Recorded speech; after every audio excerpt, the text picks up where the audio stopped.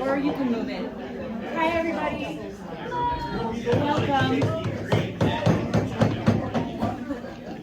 Welcome as we celebrate the life of Terry Finch today.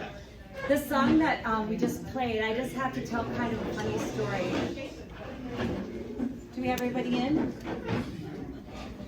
There's a few more seats up here if people don't have a place to sit.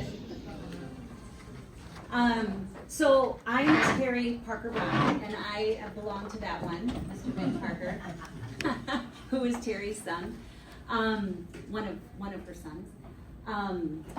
This morning, I was trying to find the notes I had taken, because I was trying to organize this day and figure out what I was going to say when, and as in my house, my notes were everywhere. So I couldn't remember where I put the order for the celebration of life. So I was messing around on Terry's computer because I had been using it off and on. So I looked under her notes and it said celebration of life, and I thought for sure that was my note.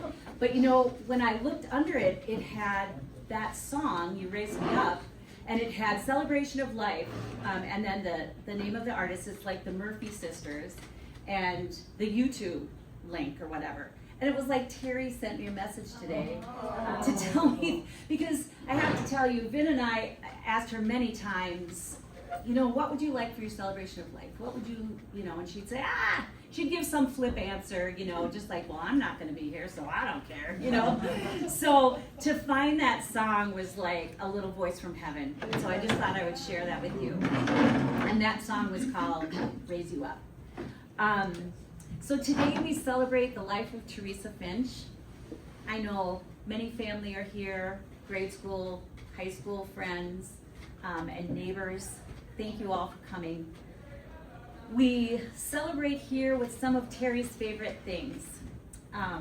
Coffee, her beautiful teacup collection, which you see spread out, those were her teacups. She had shown them at her rest home at Timber Hills. Everybody had a table one day, and she was able to show her teacups. She loved coffee, she loved lemon bars in the afternoon, and she loved flowers. Terry had a very green thumb, and whether she was saving old lemons and coffee grounds to water the plants, or nursing a shoot that fell off of one, her apartment, her patio, her lanai, wherever she lived, really anywhere she could fit, was always filled with various plants. Geraniums, coleus, orchids. She did amazing things with orchids. Mine always die. And many others. So that is why we made the decision to celebrate here at the Arboretum, because we think she would have loved it. And in the tea room and with her teacups. So she also loved sweets. Whenever we would go out for one of her many doctor's appointments, we would usually drive through DQ on the way back, or we'd stop at Starbucks, and she would have the lemon cake at Starbucks. That was one of her favorites, and of course some coffee. So thus the brownies and lemon bars and cookies. So there was a method to our theme here. Now we're going to have a few poems, a little bit of a eulogy. We're going to have some reflection. I would kind of like it if everybody just real quickly at your table would say how you knew Terry, because we're such a small group here. I know this is my family here. I'm Vin. And Audrey and Max and Everett and my brothers. Well, we got kind of mixed We're up. kind of mixed up, but this is, so, yep, Elliot, you say. I'm Elliot. I'm my mom and dad, Fred's son. I'm the fourth The brother. youngest. I'm the fourth? Yeah. Something like that. Youngest, And these are youngest. our neighbors of ours, dear friends, the Randalls. And this table here, Yeah, I'm Chip. I was also the caboose of the train as my mom. Terry's youngest brother. I'm Kathy, I'm Chip's. excellent. I'm Katie, Terry's sister, and this is my husband Jim. And my son Zach.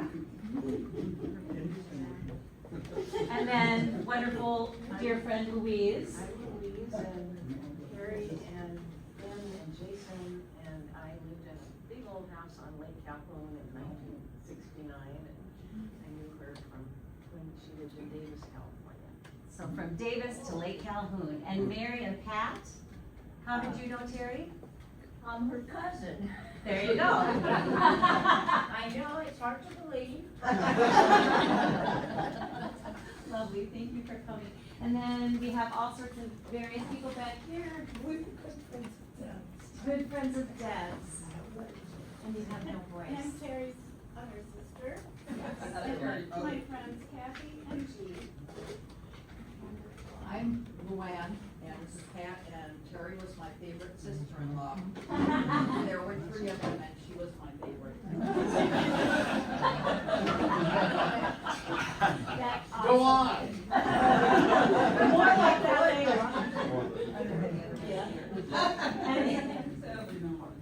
And then we have, Jason, I'm one of her first son. yeah, first And, one, the old one. Yes, and the house on Lake Calhoun was torn down. We were the last tenants, and it was torn down. And that's the apartment building that's right on the east bidet of Scott. That was a There were bats, and Mom was the one that found the door that was pushed open in the dining room. And Secret and- panel. And it was an old, Well. it was a place to Quite store a alcohol. moonshine liquor. And for my 6th birthday, Chip agreed, I don't know why he did, but he agreed to stay up all night in that room. I lasted until about 12:50. And we have his beautiful wife, Jenny. Yes, and then rounding out the quarterfecta. I'm the third of the four, her son Fred.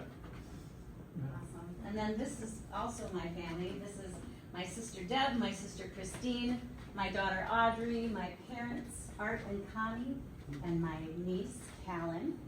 And then will you tell us about your table? I'm Will, I'm an old friend of Elliot, frequent guest and also nuisance in their home from the early 80s to the early 90s. So the Minnetonka House? Yes. Yes. Okay, great. I'm Andrea Johnson Fisher. I was a classmate of Terry's along with these two. So former classmates. Allen Hopkins all through the high school. And she was in our confirmation class. Thank you. Thank you for being here. And then we have more family here. Terry's niece, Terry's niece Kim daughter of and Nancy. And Terry was my sister-in-law. And this is my husband's Steve. and then rounding out this table, That's- I'm Gary Parker. I was married to Terry first. And we had 2 sons somewhere. And there's the other one, and they were great. and We then were. so But now- and so we don't skip anyone. Avery and Owen belong to Jason and Eleanor. I'm sorry, Eleanor. You guys, I left my glasses in the car, so forgive me if I'm reaching a little bit. All right, I'm gonna just start with a little poem here, and then we'll have Vin come up. This is called The Summer Day by Mary Oliver. The Summer Day. Who made the world? Who made the swan and the black bear? Who made the grasshopper? This grasshopper, I mean. The one who has flung herself out of the grass. The one who is eating sugar out of my hand. Who is moving her jaws back and forth instead of up and down. Who is gazing around with her enormous and complicated eyes. Now she lifts her pale forearms and thoroughly washes her face. Now she snaps her wings open and floats away. I don't know exactly what a prayer is. I do know how to pay attention, how to fall down into the grass, how to kneel down in the grass, how to be idle and blessed, how to stroll through the fields, which is what I have been doing all day. Tell me, what else should I have done? Doesn't everything die at last and too soon? Tell me, what is it you plan to do with your one wild and precious life? Now, that was Mary Oliver. Now I'll bring up Vin. Yeah, how about that?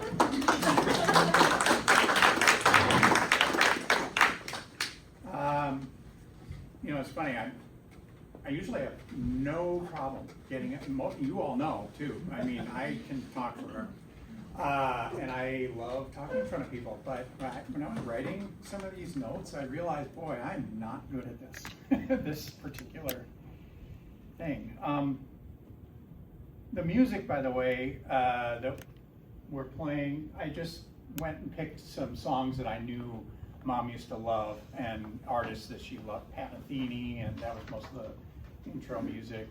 She loved Andreas Vollenweider and a lot of classical music, especially since she came back from Florida. So Florida was good for something, I guess.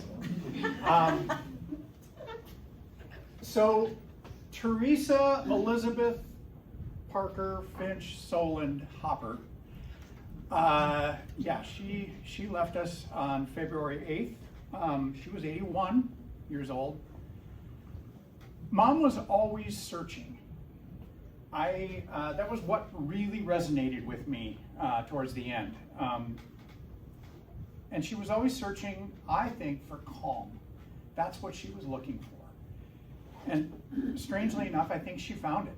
And I think she found it a lot more than even she realized at the end. Towards the end of her life, especially, I had noticed that her spirit had become a lot calmer, but not her body, of course, as many of you know.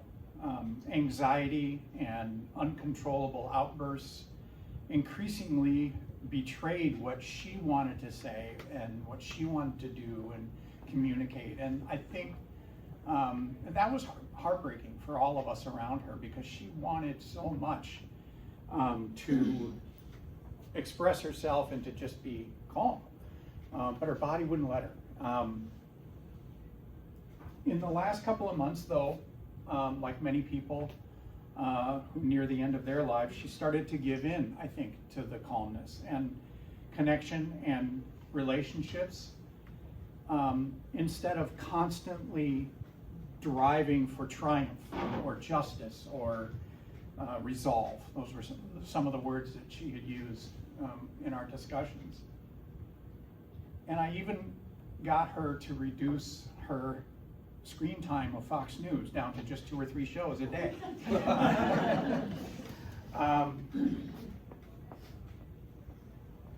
Many of you have known her pretty much all her life. Diane and Andrea, Andy, all the way back from grade school. She grew up in Hopkins. She went to Hopkins High School. She sang a lot. She was walking on a beach, and a producer came up and said, "Hey, you want to be on a record?" And so she recorded the Why Huh and Tomorrow's Another Day, which went to #1 for 2 solid weeks, which was amazing. And I was so glad I finally framed those this past Christmas, and I was so glad that she was able to see that, because she knew the records were out there somewhere. But anyway, so that was kind of fun to show her. Throughout her life, she was, as many of you know, she was a creative soul. She was an accomplished performer. She loved acting. She would effortlessly adopt accents and the culture of wherever she was or whatever country she was in. And that was remarkable. She also had a discerning taste for quality and fine art and organization, as many of you know. I think she kept TMO in business. And she loved to travel. When I joined Pan Am in the late 80s, I made the mistake of teaching her how to use and check herself in with her own buddy passes or family passes. And I would get a call from her from some obscure country. I was like, where are you? Oh, I'm in Athens, or I'm in Frankfurt, or I'm in London, which was her absolute favorite. And I love that. I brought this picture. This actually is not her, but she always told me it was.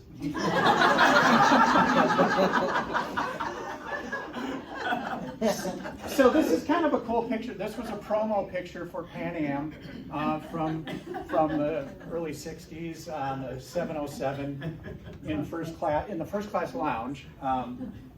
And she often would tell me about the time that she and I. Mac is Sinatra.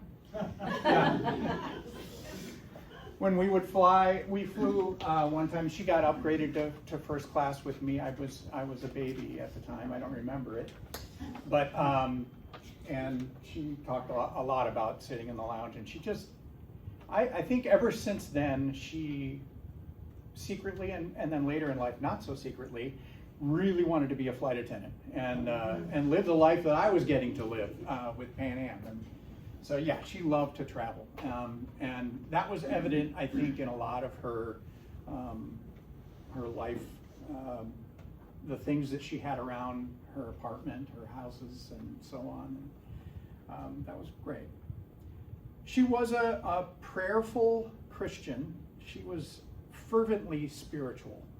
She wasn't necessarily religious, but she loved the idea of spirituality. She loved astrology. She loved gemstones. She loved to constantly remind me what my astrology sign was and what was going on for me that day. She was usually wrong, but it didn't matter. I wrote a little note in the obituary, if anyone has read that, and I'm just going to say it again here. It is true, on February 8th, when she passed away at the Bardo, which, by the way, was another serendipitous place. Towards the end of her life, she went to 3 different stages of assisted care and hospice and hospital and so on. She went to the hospital a lot, but when she last went to the hospital, and they said, she really can't go back to the assisted care. It's time to focus on her comfort instead of her, trying to fix her. And I was so grateful that she was still lucid enough that I could have a conversation with her about that, and ask her, are you cool with that? You really need to understand what's, and she said, absolutely. She really was happy. That just lightened her up.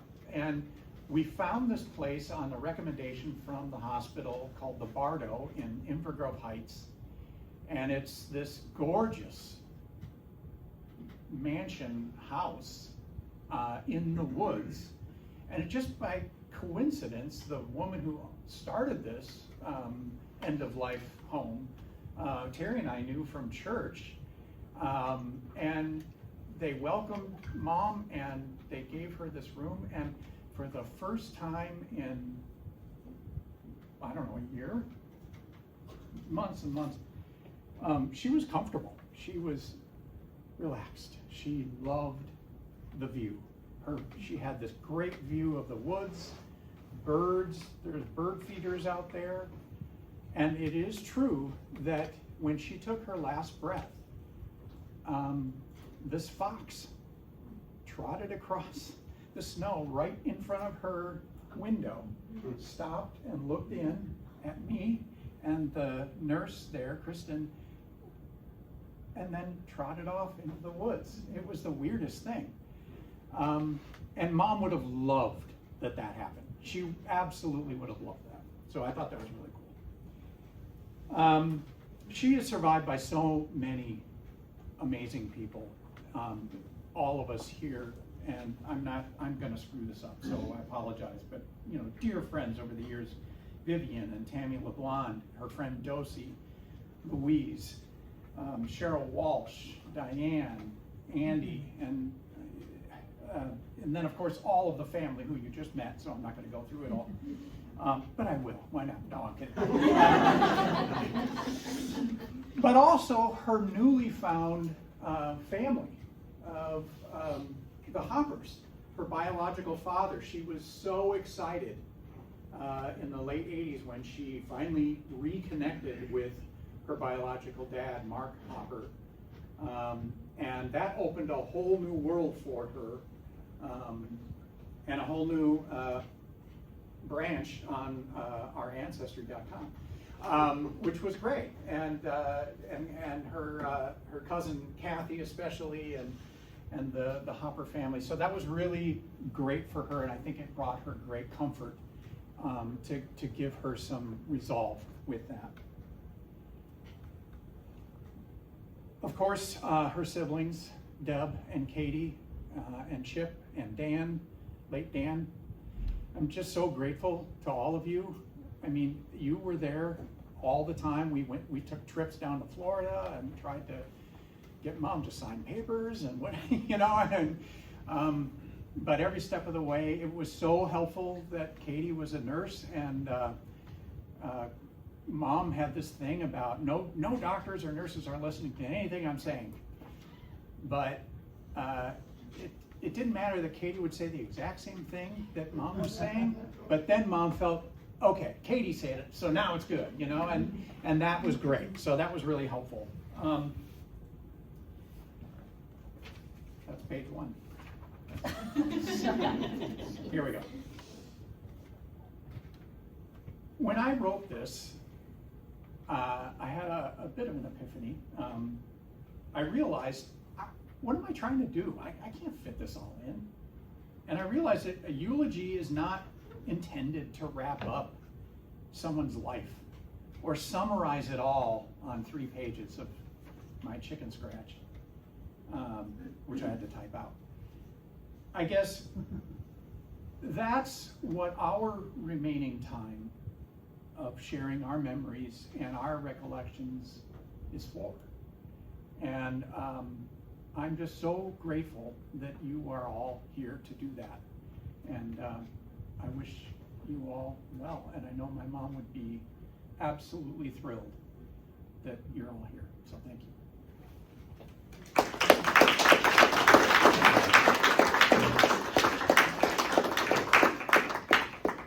Now we'll have another poem from Jen. I didn't write it. No. And this one Vin particularly liked, and so Jen extended it. I'd like you all to shut your eyes and think while I read this. I just made that up. Okay. But seriously, shut your eyes. Okay. What is dying? I'm standing on the seashore. A ship sails in the morning breeze and starts for the ocean. She is an object of beauty, and I stand watching her till at last she fades on the horizon, and someone at my side says, she is gone. Gone. Where? Gone from my sight, that's all.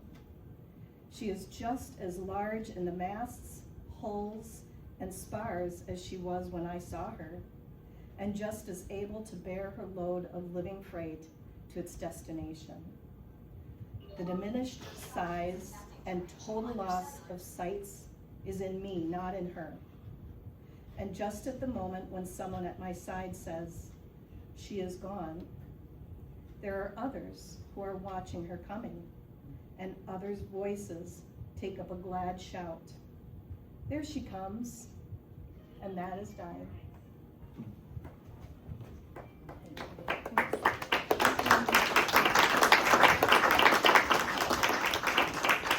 That is the poem "The Ship," and that is by Bishop Brent.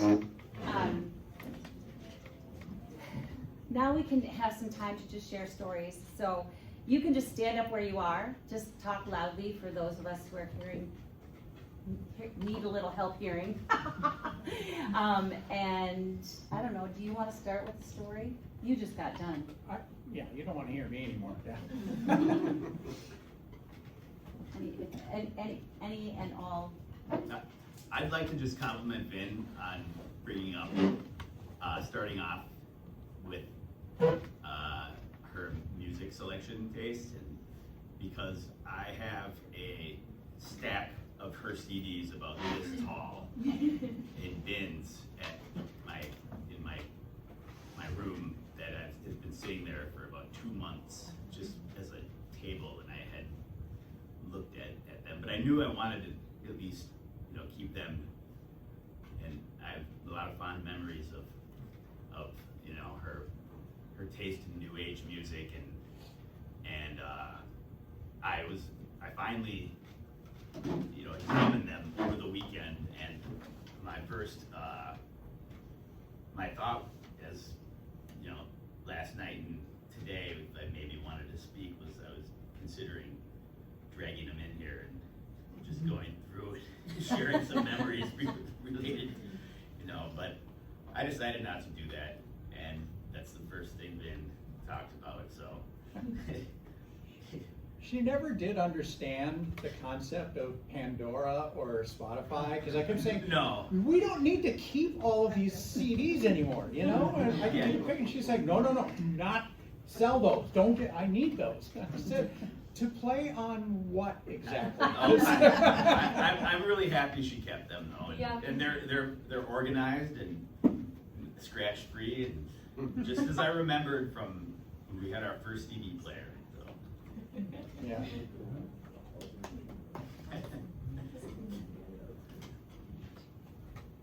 Yeah, she introduced me to Etta James. Yeah. So she had a good taste in music. Enjoyed that. I remember, Jason, the house on Calhoun. Lots of things about that house, but the secret room, the secret panel, and then the floor hockey upstairs. That we used to play up there. I was senior of you guys, so I was able to come over to babysit. I'm fully 5 years older than Jason. But we spent a fair amount of time together, and then in St. Louis Park, in an apartment up there, and then of course down in Florida, we kind of lost track of each other when she was out in California, but spent some time in Florida in both of her houses down there, and she had, like you said, man, just beautifully appointed houses, lots of plants, and pet lizards, and Bob the alligator. Bob, Yes. yeah. Bob, yeah. Right. I can't not. She lived on a pond, and there was an alligator, Bob, that would come out and sit in her yard sometimes for a day or two, you know, without moving, and we were all down after our dad died. We were down to do some work in his house, and we were all staying at Terry's. And it wasn't Bob, but there was another alligator that was kind of sunning himself on a grassy hill next to a pond. And we drove by it several times and it just never moved, and so we thought, well, let's go take a look at this guy.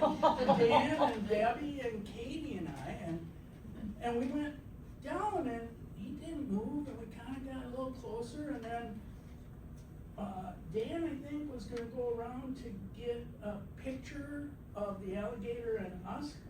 And when that alligator sensed that he was now being surrounded, he snapped, and just in a flash, you couldn't even see him move. He was in the water, and I looked down, and Katie's flip-flops were in the grass next to me. And she was about 10 feet away.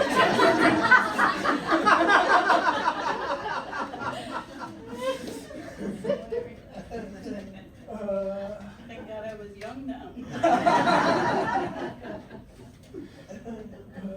So those are some of the things that we remember. And Terry had always had beautiful decor, beautiful houses, so much interesting things in those houses. Last fall, we moved into a new house and we're north of Duluth. So Jim and Katie and Debbie stuffed her into a car and brought her up, and her COPD was starting to get bad last fall, but she came up with her walker, and I brought her into the house, and I'm thinking, oh, I hope she likes it, cause I did my best. And so I showed her, the laundry room and the master bedroom, and the views are really nice out onto Lake. She loved the views, and I showed her the dining room, and I took her to the guest room, and she looked at the pictures on the wall that I just bought, and I matched them to the bedspread, and then she looked down at the rug, and she goes, "This is perfect. This is just perfect." I did it. Terry's seal of approval. It was wonderful. She spent the weekend, and we saw her. We visited her after that, but that was the last time she, had been out and involved and up, to see us. So it was really special. She played a game of 5 crowns. Yeah. Which was nice. Well, I want to take you back to the late 60s. We were all living in Davis. Gary and my fiance at the time had become graduate students in theater, and Terry and Ben and Jason had come along for the 2 years that was going to take, and John and Gary began a collaboration, at least in terms of envisioning what they might do in the future together. And that brought Terry and me together. And John and I were going to get married, and she said, "I want to give you a gift." And nobody's mentioned this gift of hers that she had as a seamstress yet. So she was amazing. She said, "I want to make your wedding dress." And you have to really use your imagination here, because I was about 5'8", and I had a 19-inch waist, and I had dark brown hair, and lots of it. And she said she'd make me any dress I wanted. And I just had to look in magazines till I found one that I liked. And so I did. I found an Edwardian kind of style dress with a really high collar and sleeves that were tight, kind of bunchy up here, but they were tight down here, and came to a V at my fingertips. And it had a tight bodice. And then, anyway, she looked at that and she said, "Oh, I can make that. That'll be no problem." So she went down to the yard goods store and found a very simple pattern. And from that, she had my measurements and she reproduced this dress perfectly. And she insisted on lining it in a light pink because of my pale skin color. And she did it as though it were just the most effortless thing in the world, just such a talent. And then years later, when I was living in St. Paul and she was living out in Minnetonka, she called me one night and she said, you know, I visited with your neighbor, the one that made all those draperies in her house that were so amazing, and you know, she didn't have to do any measurements. She was telling me about my friend that lived a couple doors down. And she said, I decided I wanted to make draperies for our house. And so I went to the fabric store, and I would usually be very precise about measuring everything, but I felt your friend was with me. He was mystic. I remember this Yeah. story a little bit. Yeah. She was a real mystic, and so she said, I just said, I want that fabric, I want this many yards, and just give it to me. And she bought the lining, and she didn't measure anything, and then she brought it home, and she didn't measure again. She just started cutting, and she started sewing, and then she was ironing the drapes before she put them up. And she said this cold air, a rush of air, kind of touched her arm. And she said, oh, Celestine was there. That was my friend's name. We called her Sally, but her name was Celestine. And she said, she was with me. I just know she was. And anyway, she cut those drapes. She hung them, and they were perfect. I mean, they were flawless. And she came over that night. And it was quite late at night when she came over. And she was telling me about this experience of having this ghost sort of training her how to do this.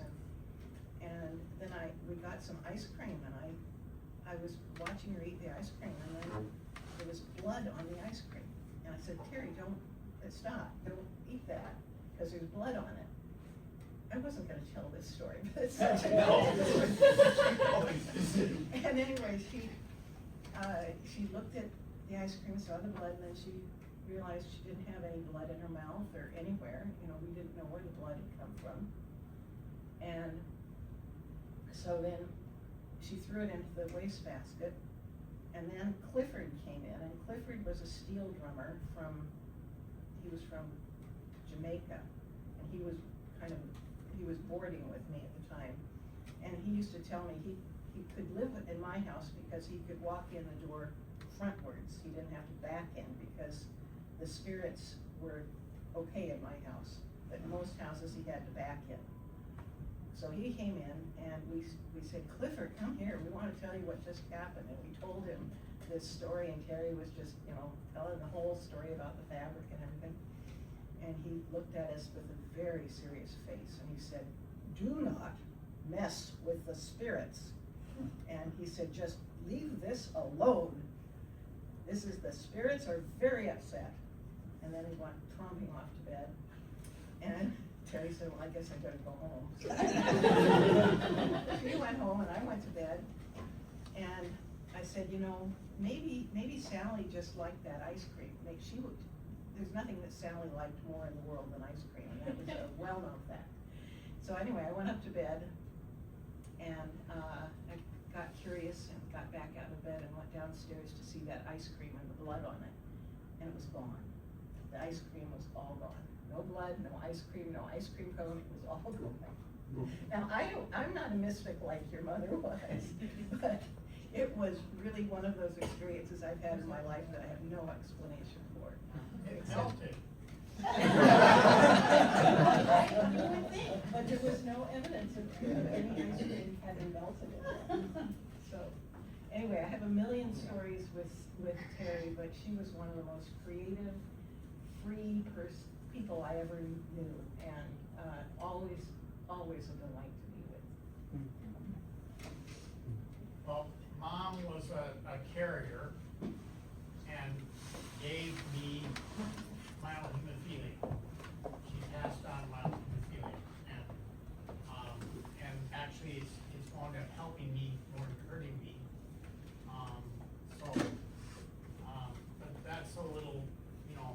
story that's related here to Mom that, you know, is still with me. Yeah, and a couple others. Yes. As I recall, had some sensitivity in their younger years. And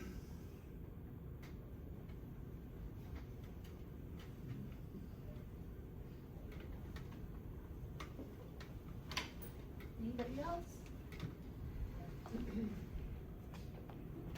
Chip, do you remember Jonathan Winter? that sounds familiar, but I don't remember the. He was the white context. squirrel at the Calhoun House. Oh. All right. You We know, called him Jonathan Winter. Jonathan Winter. Sounds about right. Well, I will just round up our portion here with a couple of prayers. First, the Our Father, and you may join as you will if you would like to. In the name of the Father, and the Son, and the Holy Spirit, amen. Our Father, who art in heaven, hallowed be thy name. Thy kingdom come, thy will be done, on earth as it is in heaven. Give us this day our daily bread, and forgive us our trespasses, as we forgive those who trespass against us. And lead us not into temptation, but deliver us from evil. Amen. And then just a small benediction. Eternal rest grant unto them, O Lord, and let perpetual light shine upon them. May their souls and the souls of all the faithful departed, through the mercy of God, rest in peace. Amen. Thank you all so much for coming. We have this room until 5 o'clock. I know the traffic out there was very arduous to get here, so you can relax here as long as you want. You can wander the grounds. We have the patio as well. There are some little prayer cards up here, and there's a little bit of a guest book.